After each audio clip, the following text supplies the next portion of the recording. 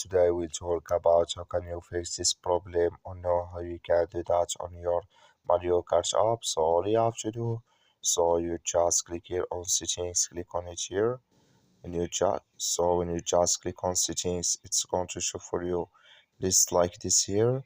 Then you go down, just keep going down here, then you click here on apps, then you come to apps list here, and there you're looking for Mario Kart app, or just click on search, then here add Mario Kart app. It's going to show for you like this, click on it, so then it's going to take you to this list, click on force stop, then you click on OK, then you go down, just click here on storage, come to storage list here, just click on clear cache. Then all you have to do, so you just go to your Play Store, click on it here, then you search here for Mario Kart app. It's going to show for you like this. You will find here updates, click on it, and it's going to work with you. That's all you have to do. Thank you for watching. Don't forget to support us by liking and subscribe.